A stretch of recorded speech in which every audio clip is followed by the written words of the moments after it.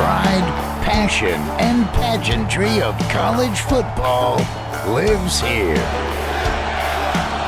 This is the Paul Finebaum Show, Hour 4 podcast. This might be college football heaven.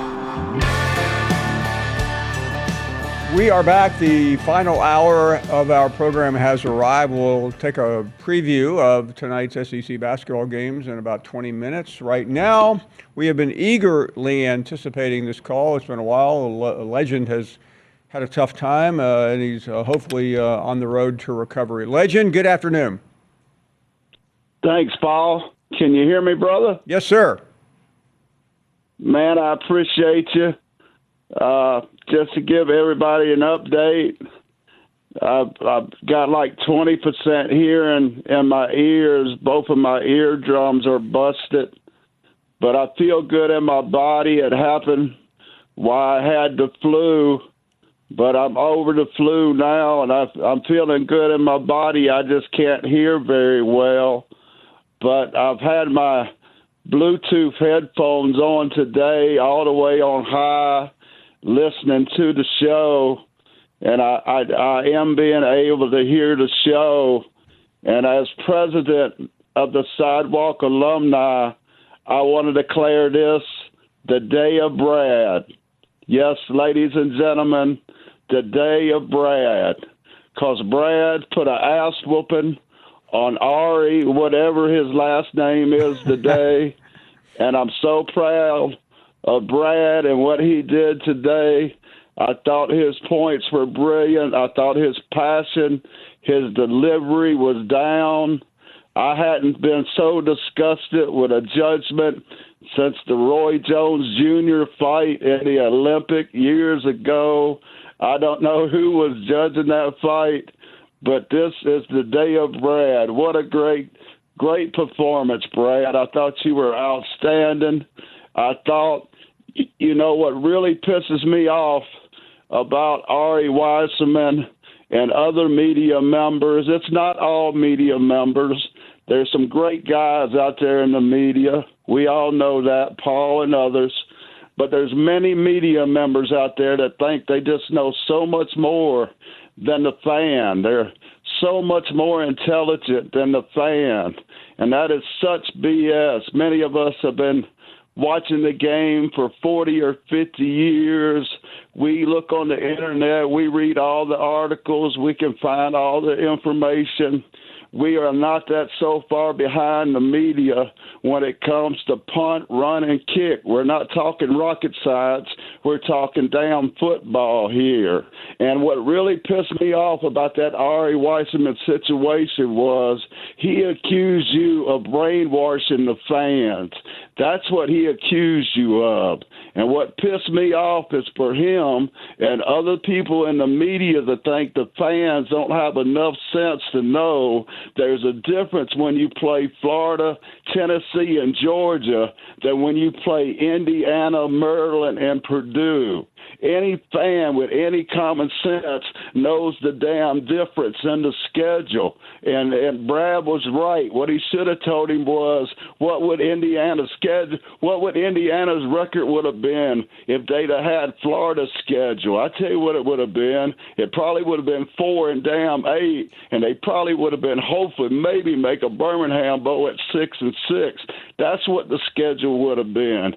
But the day of this is the day of Brad, and I so congratulate you, brother, on a great, great job. Am I sounding clear, Paul? Legend, I don't think I have ever heard you sound better. It's welcome to all of our ears. I know you've been through a very tough time, but we are in your debt to make this phone call and to speak the truth. I appreciate it, Paul. It just pisses me off with some of these media members. They're so high and mighty. They think they know so much more than the fan. They look down their nose at the fan. But I want them to know they wouldn't have a damn job without the fan. We are the heartbeat of college football. We are the foundation of college football. And without the fan, you don't have a damn thing but an empty stadium. That's all you got, brother. You can look down on the Sidewalk Alumni all you want to with your big nose in the air like you got all the facts in and you know more than we know, but we got enough sense to know when a team plays Florida, when they play Tennessee, when they play Georgia, when they play Alabama, there's going to be losses. There's going to be injuries. Hell, you might not even have a team to field by the end of the year having to play them kind of teams. Then when you have to play Purdue, Maryland, all these sorry-ass teams out there in that conference. And let me tell you something. The SEC hasn't took a step back. The fact of the matter is Ohio State has always been a monster. Michigan has always been a threat. That ain't going to change any time in the future. That's no reflection on the SEC. Brad was absolutely right. When you look at the NFL coming up, 30 of the top 60 prospects are SEC players.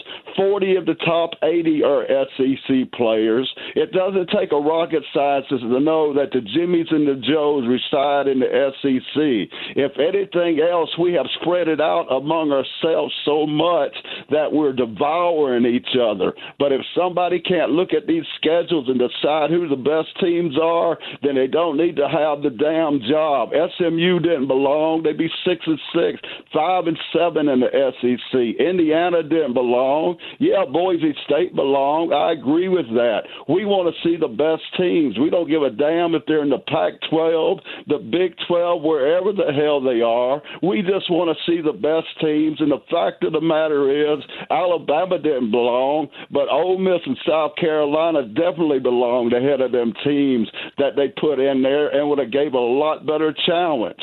Now, the next thing I want to talk about right quick, Paul, is Ryan Grubb. And I want to say I haven't got to comment on him, but I want to say I am so thrilled. Finally, Alabama has a football coach. Finally. In my mind, we finally got a head coach. This guy was the brilliance and genius behind DeBoer at Washington, and he was the reason when he left and went to the NFL that DeBoer struggled and picked a complete idiot in Nick Sheridan to try to run the offense. I am so excited now that we finally catch my breath. Take your time, Legend. We finally got a real coach. As far as I'm concerned, it's no longer Coach DeBoer in my mind. Right now, in my mind, we have head coach Grubb. That's in my mind. That's who I'm trusting on. That's who I'm dependent on, because I know one damn thing. He is a real coach. I am so excited. And the fact of the matter is, when we play Vanderbilt this year, I know we won't be damn unprepared with Grubb as the offensive coordinator. And last thing I want to say is I'm so proud of this Alabama basketball team. I have followed this team for over 50-something years. I have suffered as many people in the state of Alabama have suffered. During the David Hobbs years, the Avery Johnson years, my God, there was a year Avery Johnson's son was our point guard. Mark Godfrey years. Oh, it goes on and on and on. The years where I just wish we was a bubble on the bubble. But what Nate Oates has done is incredible. I heard somebody come on and criticize him a few weeks ago, and I just want to say you are a complete idiot. This man has taken this program to places that C.M. Newton could only dream. This man has taken us places that Wimp Sanders nearly got to but couldn't reach. And I want you to know, in my mind, we are looking at the greatest Alabama basketball coach in the history of Alabama. Alabama is the deepest team in the country. I think them and Auburn are definitely the two best teams in the country. I've been saying it all year. Both of them are 10, 11 deep. Both of them will run you in the ground. Both of them have something that many won't understand, but they have first down offense. They are accelerated. They get up and down the court faster than any two teams in the nation, and I am thrilled that this Saturday in Tuscaloosa we get to see the game of the century, ladies and gentlemen, the game of the century in the state of Alabama. And it's only the first one. They will be be a second one. They will be a third one. And listen to me, ladies and gentlemen, there quite possibly will be a fourth one. There's a couple teams that can beat these two teams. Duke is one of them. They are a very good team. Duke is a very good team. Purdue is a dangerous team. There's a couple dangerous teams out there. Florida is a dangerous team. But these are the two best teams in the country. We are living in the golden age of basketball in the state of Alabama. Somebody pinch me because I think I'm damn dreaming, brother. I never thought I'd see this day. Nate Oates, let me declare it. You are the greatest coach to ever coach at the University of Alabama. Bring us a championship. We do have a kryptonite. Mark Sears needs to stop going towards the goal with his chicken with his head cut off and start having a purpose in his drives and start having a destination in mind when he takes off. We got to cut back on the turnovers. But this team is a legitimate national title contender, and I am so thrilled. I'm running out of breath, Paul. I love you, dude. I love the Finebaum family. Thanks for everybody that's been praying for me. I'm back like a black Cadillac with my black hat on. I'm still the champ. Somebody's going to have to come and take it. I'm going to fight to the end. I feel like Rocky and Rocky 1 in the corner in round 14. Adriano! Adriano! But I'm still here. Don't forget it. Legend has left the building. Thank you, Legend. We'll take a short break. More to come. We're so glad to have him back on the program. We are back with more of your phone calls after this. You're listening to the Paul Finebaum Show podcast. We are back here Wednesday night, and Tanner is up next. Hey, Mr. Paul. Thanks for taking my phone call.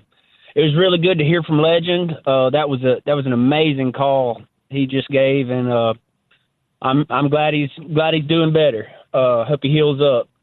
But Paul, if no one has done it already, I want to go ahead and nominate Brad from Macon as Caller of the Year. I'm proud of him, man. I can't congratulate him enough.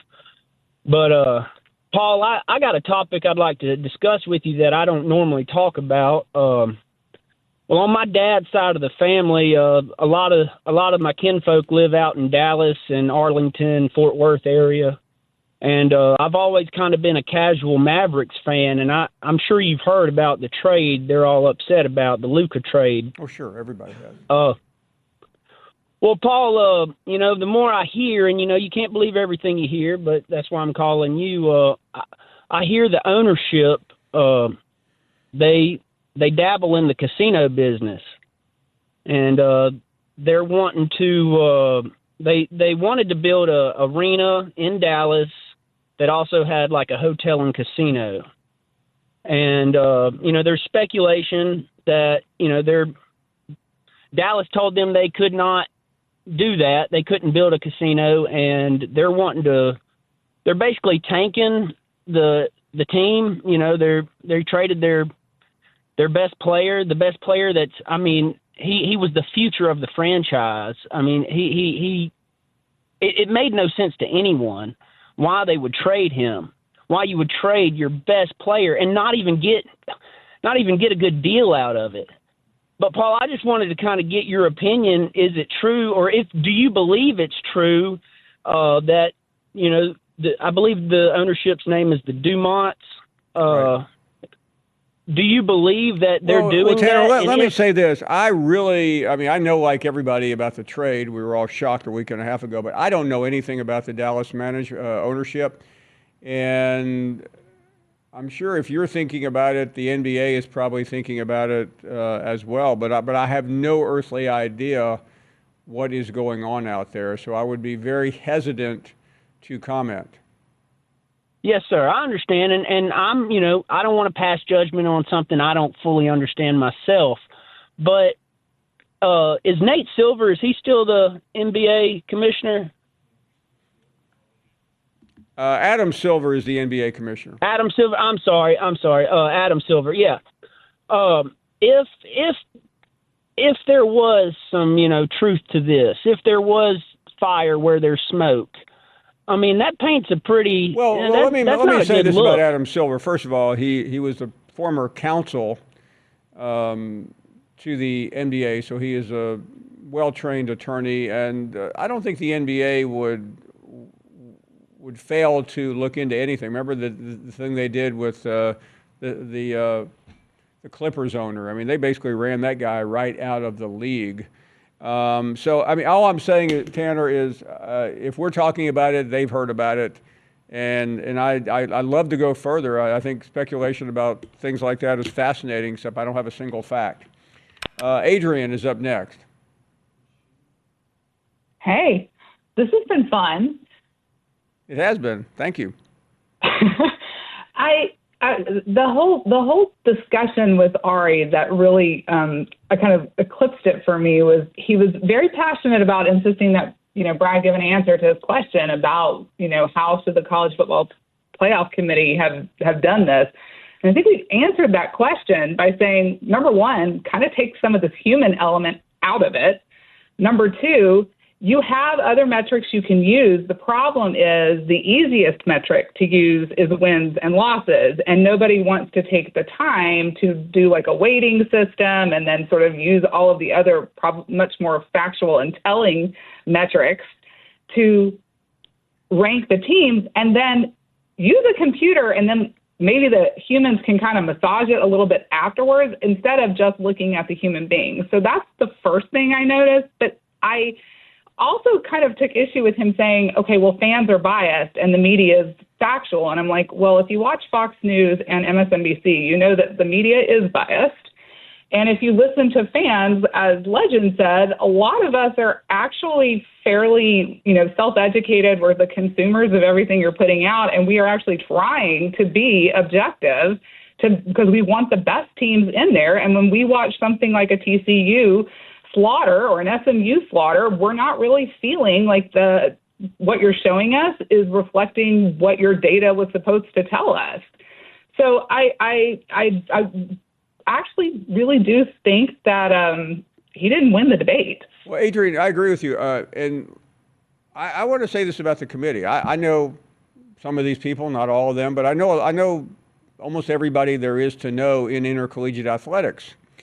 And the flaw is that they are in the bubble, and you could see them watching that SMU Clemson game as a group, and you've been on enough committees, I'm sure, and you could see the groupthink seeping into it as they're all saying, SMU played so well, and we have to reward them, as opposed to someone like me or you who's looking at it going, they don't deserve to be in there, and they're going to get killed after they get in. But that's people in intercollegiate athletics know how difficult it is to get to a certain level, but that's not how this should be done.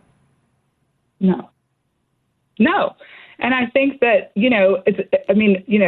say what you want. There is an emotional component to that. There's an eye test to it. That's subjective. Even if you're in a financial planning meeting and you're trying to figure out how to allocate your assets or decide if you're going to invest in like a beach property, that may not be your best financial quote investment, but there are things that don't go on the spreadsheet that make it the best investment for your family. It's the same logic that applies here.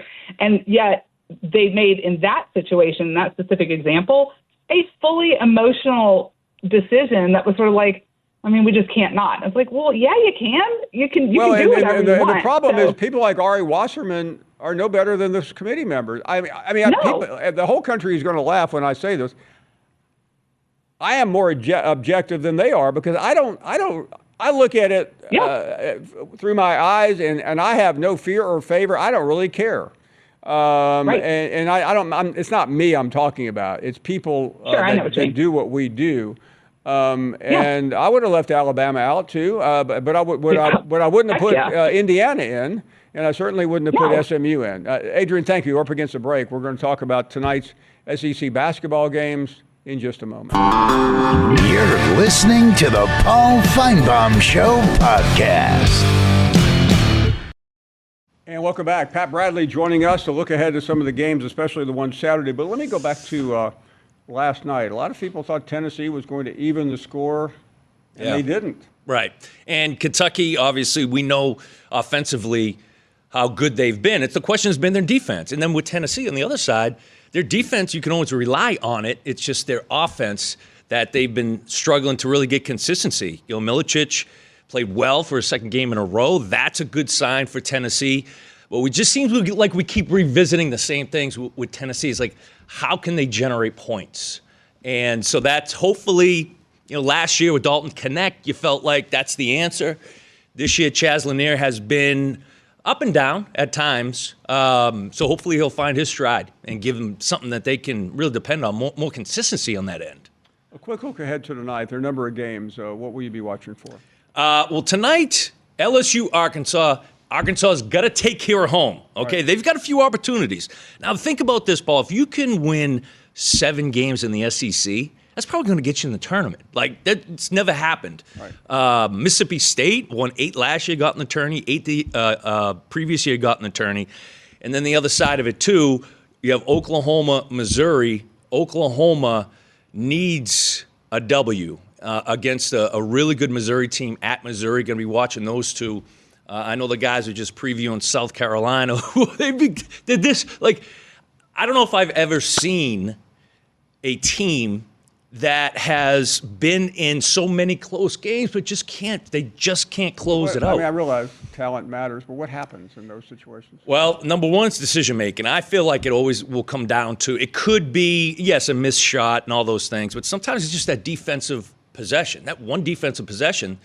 I was doing the Missouri Texas A&M game on Saturday. Everybody wants to talk about last-second buzzer-beater shot, but nobody talks about the defensive stance that A&M made with 15 seconds to go to secure the win and then go and make some free throws. So I think with South Carolina, sometimes you just invent ways. I coached a team. We lost 15 games in a row. True story. It was in the old D-League. Paul, we invented. Is that why you're here? That's exactly right. Yeah.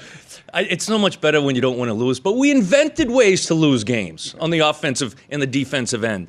So I expect South Carolina to play spoiler at some point this year. I mean, if you're playing the odds, that's what you would expect.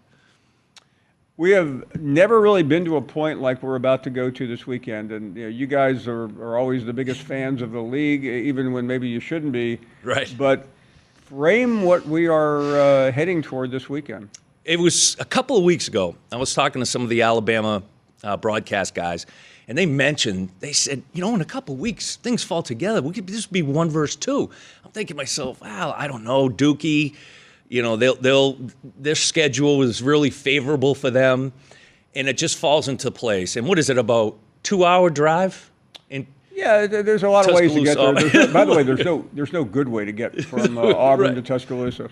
So to think where these teams are, and I've got great respect for Alabama's basketball history and Auburn's basketball history, playing against them in the 90s, and, of course, Coach Wimp Sanderson, all those great years and players. It just seems to me everything has come together the right way. Credit the universities for identifying the right guys. Every time you don't hit a home run, though, and I think that's part of what's lost is they have hit home runs on these coaches. And I think the fan bases have followed suit. The players now come when you've got the right coaches. And I think it'll be everything we think it'll be on Saturday in terms of a competitive game. It's so fascinating because these two have never met 1 versus 2 in the sport that everybody knows them for. Yeah. And I don't want to minimize the game because it will get enough hype. But in terms of winning and losing, they're going to see each other maybe many more times this season. What could be in the SEC tournament? Yeah, I mean, championship game. What's the significance of getting this win? I remember when Coach Pearl's team a few years back became the number 1 overall, and that is important for a program. Okay. It's because you're talked about, and I realize now Coach Pearl's teams have done it, and they've have had a long streak at number 1 in the AP poll. I just feel, first of all, it validates everything that you're preaching to your players and your recruits and your assistant coaches and, heck, your administration. Like, trust me, I've told you this is where we can go. Okay. And I remember Coach Oates talked about that, too, when he took the job. It's like, yeah, we can win a national championship here. That's why I'm here. They go to the Final Four last year. And just one more quick thing, Paul, with these two teams. It's not a coincidence that they brought back their core players from last year. Now they're 1-2. Think of what, Bama with Sears and Nelson and obviously Janai Broom, Chad Baker-Mazara, and then they add in some really good transfers and freshmen. So I don't think it's coincidence. You get it. You convince your guys to come back and let's make another run. You'll have success. One or two more questions here for Pat. Other than those two, and that's what all the attention is going to be on. We saw Florida go in Auburn and win. If you're looking for, there are a lot of choices, but if you had to nail one of those schools other than Alabama and Auburn that you really think is primed to take it all the way to the finals. Florida was right there. Injury to Alex Condon, big 6'10" Australian. He's a sophomore, so he's always been a very good defender at the rim, protect the rim. He's a really good passer, improved his jump shot this year. That's a significant injury. I don't know how long he's out for. Florida is talented enough, deep enough, and big enough to at least, finish the regular season in a great way. Then making a Final Four run, that's another animal. Texas A&M is a unique team, Paul, because they don't have to shoot the ball well to beat you. Like, they're the number one offensive team in the country. So they can kick it into the third row, or they can take a quick shot, bad shot. Guess what? Sometimes that's their best offense. So I think when you now talk about teams who can make a deep run, obviously Auburn, Alabama, not only are they talented, but they've got great depth. So yes, no question. But A&M can beat you no matter what. Bad sleep, good sleep, missed shots, no shots. They get to the free throw line, they'll turn you over, and they'll get on the offensive glass. Great stuff. The Shooter. Thank you, Paul. Always good to see you. What's your record in the D-League? Well, let me put it this way. We only lasted 2 seasons, so it wasn't very good. It wasn't very good. Hope you had a good buyout. Yeah, right. They Great showed stuff. me the door. That's what. Ed Bradley, the former coach in the D-League, now hanging out with us. We'll be right back. You're listening to the Paul Finebaum Show podcast. And Dre Davis, as Ole Miss heads to South Carolina in 15 minutes. We'll have the coverage right here. Dan is up next in North Carolina. Hello, Dan. Hi, Paul. I wasn't planning on calling you today, but after listening to Legend, I wanted to make this call. First of all, I don't think Brad won the debate with R.A. Weisserman, and Legend kind of confirmed what I was thinking as I was listening to him. Of course, you are an advocate of the SEC. Certainly, I'm inclined to be prejudiced on behalf of the SEC, as is Brad, as is Legend, and some of your other faithful callers, and some who have been calling you for years and years. But I do believe that you definitely have a psychological effect on their thinking, and properly so, because of your advocacy for this the conference that you represent. We heard you through the selection show that we know why Clemson got in. We know how you felt about Indiana. We know why Southern Methodist might have just snuck in. And they've heard it over and over again. Therefore, they advocate on behalf. One thing I've learned is that these gentlemen who call as an advocate and prejudice on your behalf, they just talk the advocacy of an opponent to the point where they can't get a word in edgewise, and therefore succumb to whatever the thinking is, which I believe they have learned from you because of your advocacy on behalf of the SEC. What do you think of that? I think it's a fascinating take, and I think you're completely wrong. Appreciate it. Trey is up next in Tuscaloosa. Touche, Paul. I mean, Jesus Christ. I mean, come on now. Hey, Paul, it is, and I know you're going to agree with it, it is so great. We've had 3 of your just iconic callers here in the last 6 months. Larry, I-Man, legend, all having some pretty serious health problems. And I'm going to tell you, Paul, it is an absolute blessing to hear them on this show and have them back. Because I'm going to tell you, when they don't call in, your show is not the same. I mean, your show is great, but those three guys have just really made your show what it is. So I am so happy for those three guys, and they got a lot of prayers out there for me. But, Paul, that elderly lady that called earlier. Deborah, yeah. How about her? Do you think her husband has been able to get a word in the last 20, 30, 40 years? I don't think her husband will ever be found. Yeah, well, if he got anything in, I think it would be just yes, dear. And yeah, I think she took him out for. She sent him out one day, and he just kept. She said, "Would you mind going to the store and getting some milk?" And he just kept going. Yes, dear. I'm out of here. Hey, thanks, Trey. Appreciate it. We have Bash in the Zoom from Colorado. Hey, Bash. Man, Bash brother, what a hell of a show today. Rende, I am out of bourbon. Can you please send me some? This has been one of those days listening to this show today, Paul.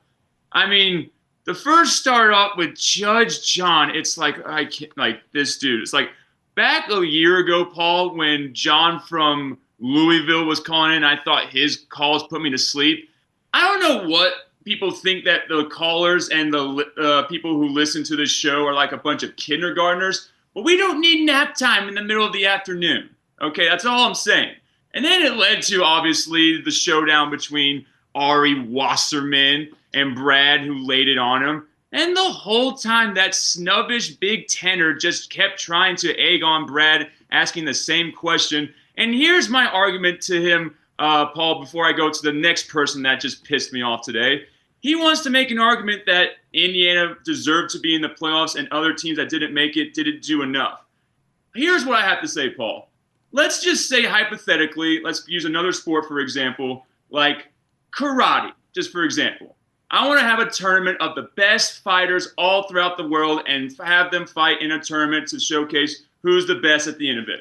I have this fighter. It's named the Indiana Hoosiers. And I see their record at the end. It's 11-1. I'm like, okay, let's look at who they beat. Oh, okay. Yeah, and then, they played on that. Oh, they lost. Okay, yeah, we may think about them. And you have other fighters at the other side that have records that aren't as good, but they beat teams that were better and have a chance to make a championship run. That's all we're saying is look at the criteria of the teams of what they've done in the whole season, not just at a record at the end of it without looking at the body of work. And speaking of that, Paul, I loved everything, like comparing one call to the other, that the lady Adrian had to say when she gave her take about the debates. And when Trey just came on here earlier and said, I can't see anybody interrupting Deborah, I would have cut that woman off with the second I heard her talk about Patrick Mahomes' ball. I mean, you've got to be kidding me. This woman wants to get on here and say she doesn't understand why people boo Taylor Swift, why people hate the Chiefs. Are you serious? That is ridiculous, Paul. And besides, one more thing. Deborah, you reminded me of something of yesterday. You're the female version of Stacy because all you do is follow dynasties and pretend to be a Bama fan. Am I right or am I wrong, Paul? Well done. Thank you, Bash. Always great to see Bash from Colorado. And Cat Daddy is up next. What do you got, Cat Daddy? Well, Big Paul looking good and sounding good as always. And I am, I work at a liquor store. Yes, sir. But I'm going to tell you something. That Bash, I mean, it looks like your show is being taken over by a bunch of drunks. And Bill Vito agrees with me. You would know what I don't mind people drinking. No. I mean, I've been in business for 40 years, but that Bash, that son, I'm telling you what, he needs, gosh, Lord. You know what I'm talking about, Paul? Yeah, of course I do, Cat Daddy. So you're saying Velveeta agrees, right? Oh, yeah, but anyway, we love the show and always enjoy people, and we don't mind people having a good time, but that gum bash, I mean, son, you need to go to rehab. With that said, God bless y'all, and Gamecocks, please let our lady basketball coach Don Staley coach the men, because they suck. Thank you, Cat Daddy. Thank you very much. Terry is up next. Hello, Terry. Hello, Paul. I'm still worried about you becoming governor of Alabama after today. You and Randy taking Monday under the table for saying that Brad won. But I did. Good thing is we do have your press secretary, Deborah. Oh, man. Yeah, Deborah definitely has a job in my cabinet. Anyway. The secretary of hot air. True. Seriously, what everybody, the strictest schedule is what really has to be fixed. Because here it is, February, and we're already putting number one on this team and number two on this team for next year. Well, just like y'all did, we did Texas last year. We go in and beat number 8 Michigan at the time, and it is, of course, they don't have the season that they supposedly were supposed to have. Who's to say that Texas beating them didn't have something to do with that? And then even, let's put it this way: you put Kentucky and Indiana on the field together. I think that would have been a good game. Kentucky and Indiana. I think it would have come down to the last minute. But the truth is, then Kentucky beats Ole Miss. Yeah. True. And so that was it. But they still did beat Ole Miss by the way, on the road. True. And what we have to do is come up with a formula that everybody's mad at the committee. I think they made one mistake.